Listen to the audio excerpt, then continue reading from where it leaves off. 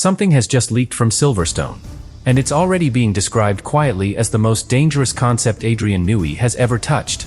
Not for what it reveals, but for what it hides. Because this isn't just Aston Martin's new car for 2026. It's a warning. A carbon fiber monster built inside the most advanced facility in Formula One. Powered by a still unfinished Honda engine. And shaped by the most dominant designer of the modern era. And the scariest part? No one outside that building knows if it's genius. Or a catastrophe waiting to happen.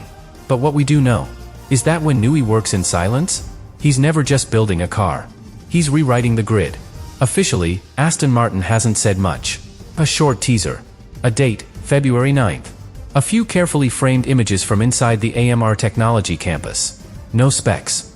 No targets. No promises. But behind the PR stillness, something else is happening. Adrian Newey is in the building. Not as a consultant. Not as a visiting advisor. As chief technical architect. And that changes everything. Because when Newey steps into a team, he doesn't just design cars. He reorders the hierarchy. He forces departments to adapt. He operates under a set of priorities that don't care about politics, perception, or compromise. And that's what's quietly unfolding at Aston Martin.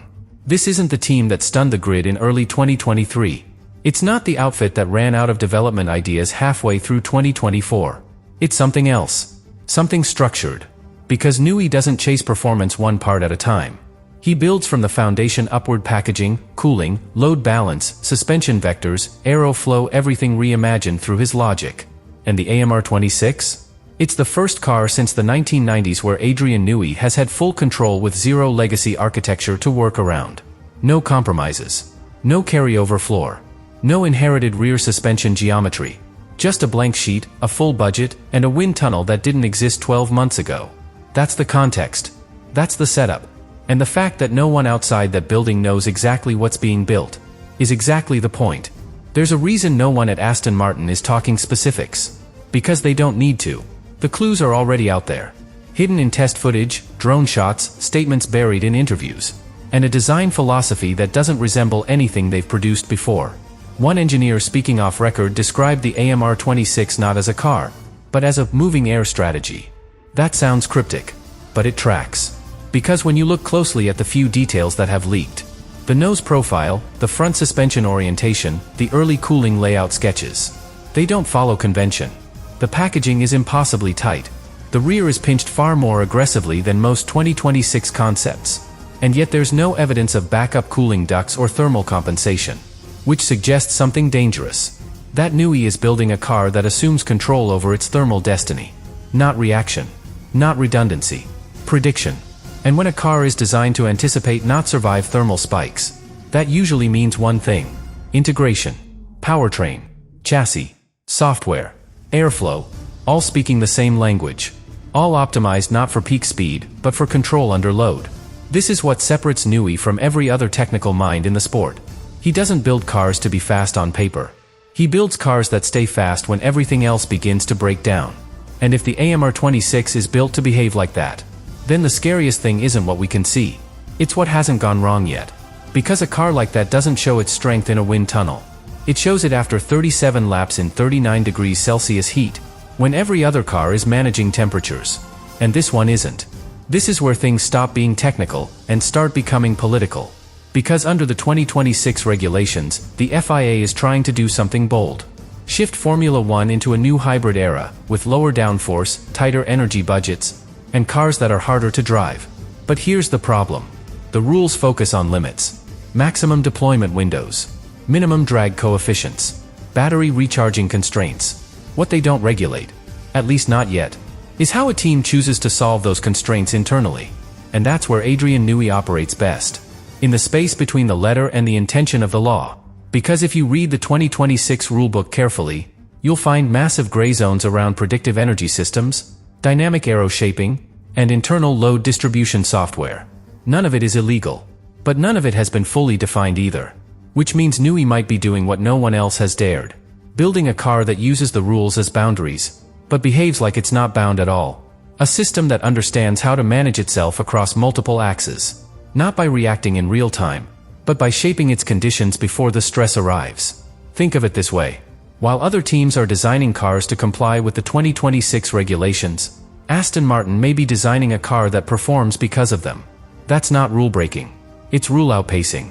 And that's what terrifies the rest of the grid. Because if they're following the playbook, and Newey is already 20 pages ahead, then by the time they realize what's happening, it's already over. At this point, you'd expect some kind of response. From rival teams. From the FIA. From anyone. But no one's saying anything. And that's not normal. Because in Formula 1, when something looks suspicious, it usually gets called out fast. A floor that flexes. A wing that flutters. A power unit mode that suddenly disappears. But with Aston Martin? Silence. Not because no one's noticed, but because no one knows what to notice. And that's what's making people nervous. The engineers at Mercedes and Red Bull aren't filing protests. They're reevaluating assumptions. Not about legality, but about what kind of car they're even racing against in 2026. Because Newey isn't just changing designs. He's changing priorities. And teams that spent the last 18 months building around battery cooling and drag reduction may now be facing a machine that's operating under entirely different parameters. Parameters they haven't even modeled for. The most telling sign? You won't find it in a press release. You'll find it in the simulator data some teams are quietly throwing out. Correlations that don't line up. Predicted degradation curves that don't match Aston Martin's historical pace. Telemetry shifts that don't make sense. The logic? If this car is built around a different behavioral core, one that regulates itself dynamically, then traditional data sets may be useless. You can't simulate a car you don't understand. And you can't prepare for a threat you haven't fully seen. Which is why the silence from Aston Martin isn't passive.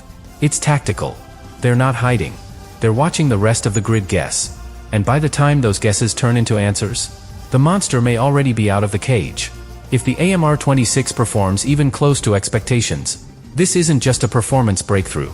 It's a structural one. Because Adrian Newey's arrival doesn't just impact Aston Martin's wind tunnel numbers. It rewrites the balance of trust inside the team. From here on, every decision passes through one filter. Newey's vision. That changes how the team allocates resources. How drivers interact with race engineers. How power unit compromises are negotiated with Honda. And it introduces a new psychological hierarchy.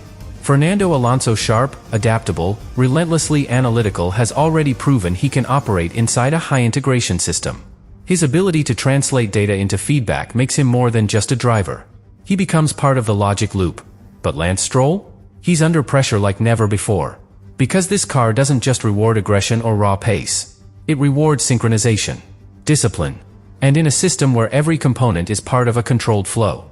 From battery deployment to aerodynamic balance. There's nowhere to hide. Across the grid, the implications are even more profound.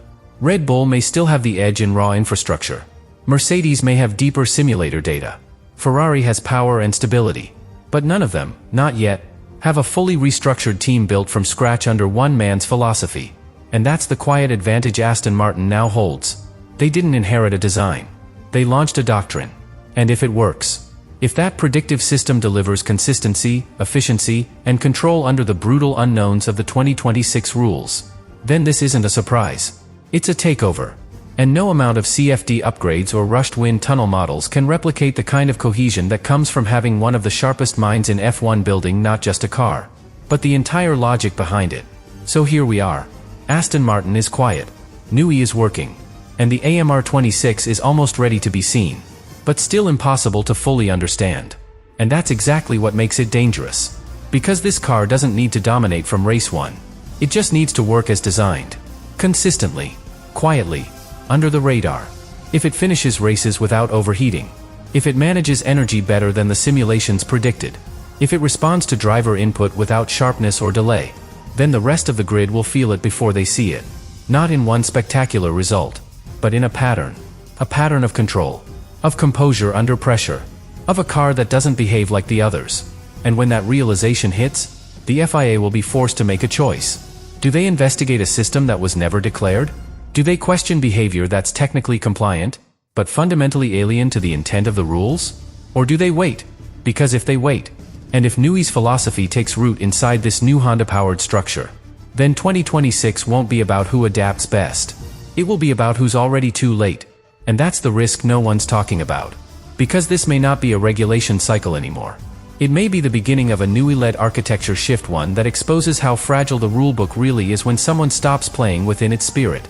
So as we approach the AMR26's reveal, understand this. It's not just a launch. It's a challenge. A soft declaration that the first shot of 2026 has already been fired. And it wasn't heard. It was built. And what's coming might not be a car. It might be the end of the current Formula One era.